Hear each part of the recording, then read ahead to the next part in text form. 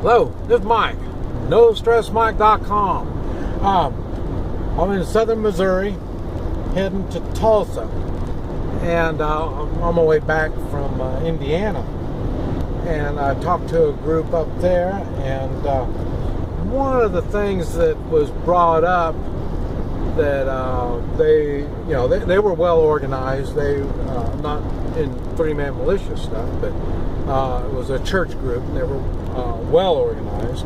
And one of their specialties was food logistics, getting food out to the local community. And they had some other things that they were working on, and it was really interesting. I was like I told them, I was real happy and proud of them, because that's what I see a church is supposed to be all about.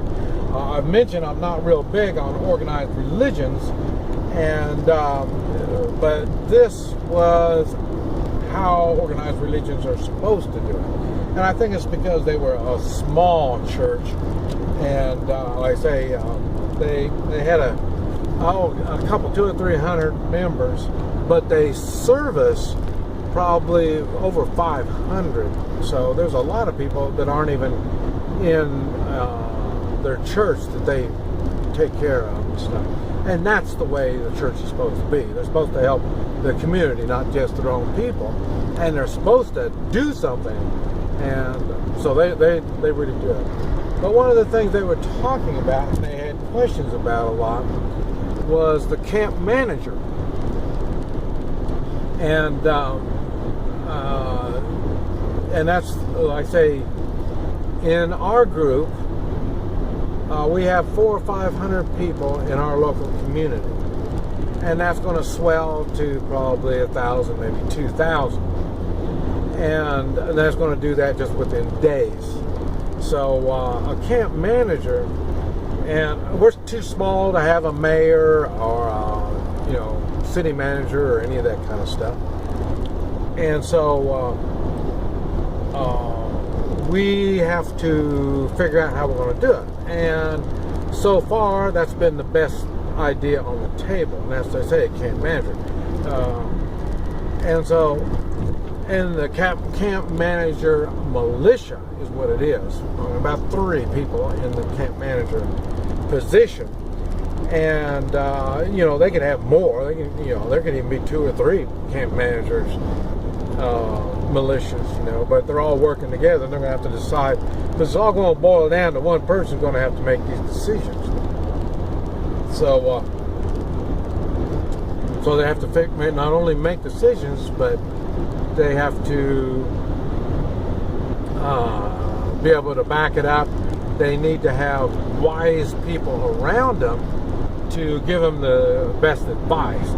And it's not like it's a city council or county commissioners and stuff like that, because all that stuff is great. It's got its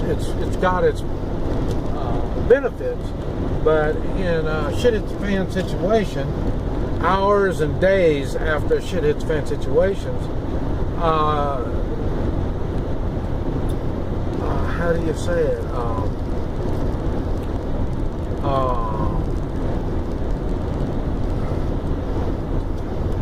Trying to organize a group to make a group decision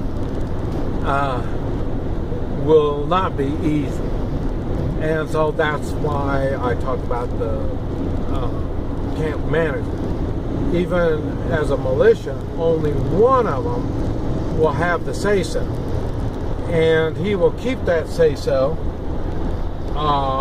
depending on the situation and how well they're doing and all that stuff. They can keep it maybe 1 or 2 days or a week or 2 weeks. I don't know. It depends on the situation. And but I say the camp manager will have to make some big decisions, and he needs to be surrounded by people that can make decisions, because he needs their input before he can make those decisions. And then, like I say, he may end up losing interest and don't want to make those decisions anymore. That's why he might only be doing it for 1 or 2 days and stuff like that, and that really sounds like something I'd be doing. Because right when things first happen, I've pretty much been around a lot of that kind of stuff. So in the first 2 or 3 days, I could be there making a decision, and I'd have the confidence to stand behind it.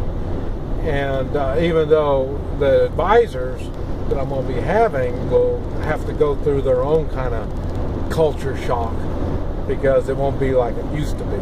And so and that's why I need to surround myself with people with strong morals, because that's what everything about the three-man militia is based around morals.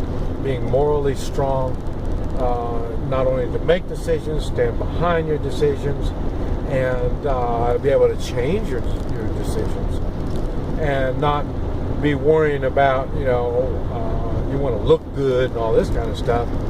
It's not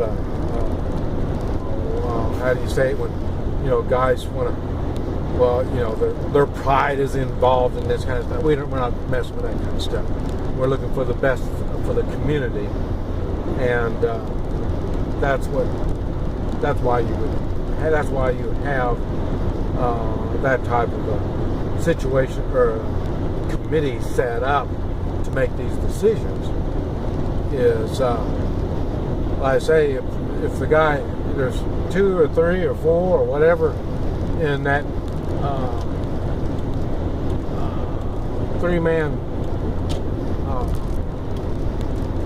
camp manager, being under that kind of pressure, it's going to get old, and then like I say, you'll be able to sit back and maybe let somebody else make the decision, be an advisor. And that's what I was talking about me.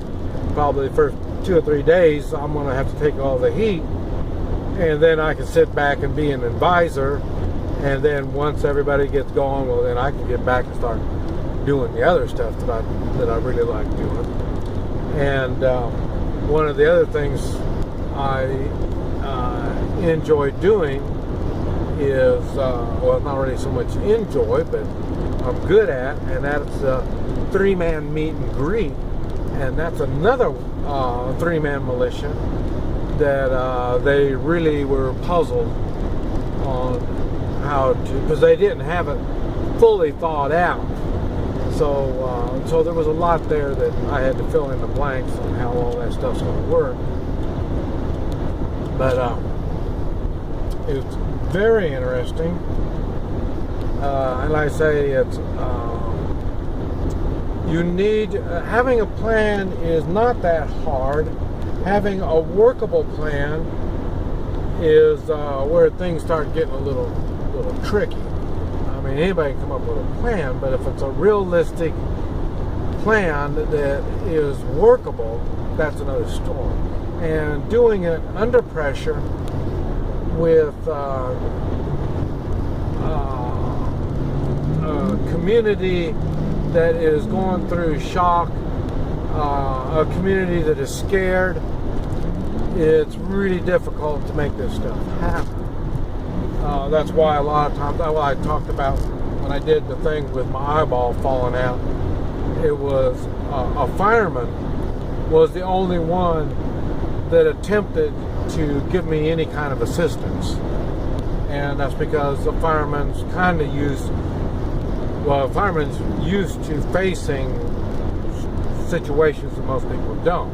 He never had to face an eyeball rolling around. He never had to face that, and that's why he was trying to figure out what's the proper way to do it. But it's nothing that scared him off. And that's why military and police will more than likely be the first ones to step up after a shit hits the fan situation.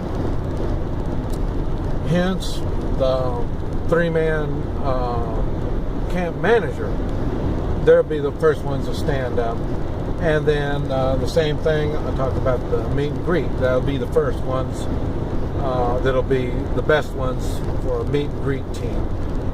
Because like I say, they can get better, but they're the ones that are most capable of facing that type of stuff. But anyway, I just thought I'd just share with you, give you a little bit more to think on. This is Mike, No Stress Mike. NoStressMike.com.